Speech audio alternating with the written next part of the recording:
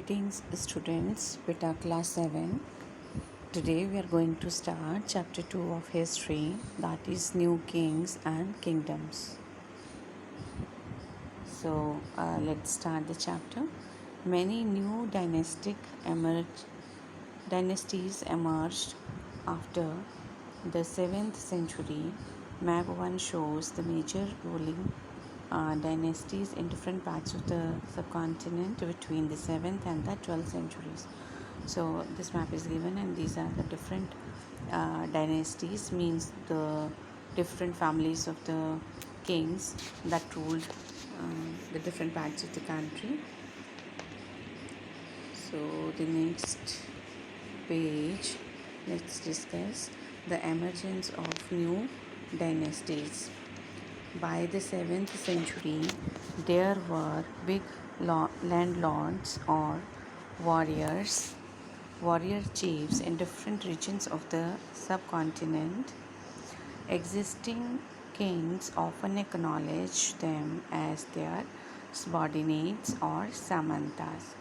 Yes, but in the 7th century, there were big landlords, big landlords or the owners of lands, and they were warriors also. So the kings of their area, they acknowledge them as their subordinates, as their samantas. They were respected. They were expected to bring gifts for their kings or overlords, be present at their courts, and provide them with military support. Yes, these samantas used to bring some gifts for the kings in order to make them happy. Because if the king is happy with them, then they can have a good place in the court, in the eyes of the king or queen. So these these samantas, they used to bring gifts for the kings, and they also used to be present in the court, and they have to support the king with the military at the time of need. As samantas gained power and wealth, they declared themselves to be Mahasamantas, Mahamandleshwar, the great lord of a circle or region, and so on. Sometimes they asserted their independence from their overlords. Listen, with the passage of time, these landlords, they gained power, because as they had money, so they had military also, so they gained power. They declared themselves as Maha Samantas or Mahamandleshwar. These are some of the titles that these landlords, they used to give to themselves. Then sometimes the landlords who became more powerful, more wealthy, they declared themselves independent from the kings or their overlords. So one such instance was that of Rashtrakuts in the Deccan. So one such example or one such incident is from the South India, that is of Rashtrakuts. Initially, they were subordinates to the Chalukyas of Karnataka. Means these were working under the Chalukyas, Rashtrakuts. In the mid 8th century, Danti Durga, underline it, this is the name of the chief. In the mid 8th century, Danti Durga, a Rashtrakoot chief, overthrew his Chalukya overlord and performed a ritual called Hirna Garbha, literally the golden womb. When this ritual was performed with the help of Brahmanas, it was thought to lead to the rebirth of the sacrificer as a Kshatriya, even if he was not one by birth. See, during this time, many of the landlords who were not Rajputs by birth, they performed a ritual called Hirna Garbha, that is, the literally means the golden womb. After performing this ritual, they declared themselves as Rajputs with the help of Brahmanas. and then they became rulers. And one such example is from the Rashtrakuts from the South India.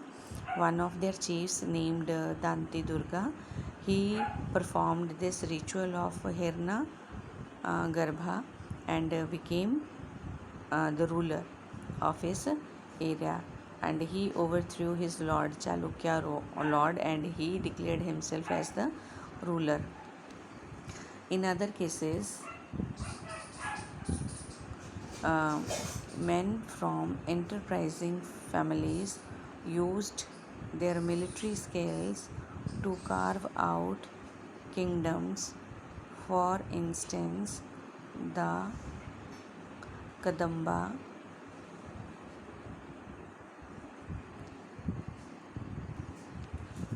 Anji beta. So this we were discussing this Kadamba, then it's Mure Ashraman and the Gurjara Pratihara. Then Hari Chandra were Brahmanas who gave up their traditional professions and took to arms. So the people from different social communities, they started becoming or coming in the field of warfare. They declared themselves as kings because there was an appetite for power.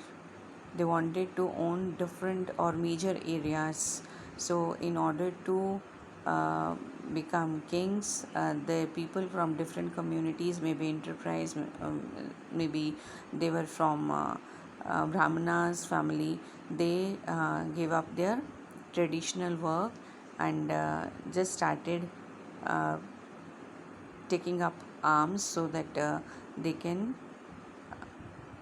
win, or they can win other areas, other territories. They wanted to become more powerful. So these people, they established many kingdoms, like see here, Brahmanas who gave up their traditional profession and took to arms successfully established kingdoms in Karnataka and Rajasthan respectively. So these people, they started this fights, and they established, or they successfully established kingdoms, independent kingdoms. So this is how the people from different social communities, they started uh, working as kings. Why? Because with power, with their passion, they set up large kingdoms. Next para, that is administration in the kingdoms. See, once a person become a king, then it is uh, his or her duty to manage the task of the kingdom. So many of these new kingdom kings adopted high sounding titles. High sounding means very attractive titles, like as Maharaja Adhiraj means the great king, overlord of kings, that is Maharaja Adhiraj. So these people, they wanted to prove themselves as more powerful than others, mightier than others. So that's why these people, they started adopting these titles like Maharaja Adhiraj. Then Tribhuvan Chakravarti means lord of the three worlds. Tribhuvan, you understand it? Three. So the ruler or the king of the three worlds, and so on. However, in spite of such claims, they often shared power with their samantas as well as with associations of peasants, traders, and brahmanas. So though these people, they had great power, they declared themselves as uh, the overlords or the overlords of the kings. So they shared some of their power with their samantas also, because samantas, they helped them at the time of war, and some of the peasant communities also, with the traders also, with the brahmanas also. Why? Because they needed the help of all these communities, so they gave some of the powers to the people of these communities also. But this is sufficient for today, and if you have any question query, can discuss with me tomorrow in the class. Have a great day ahead.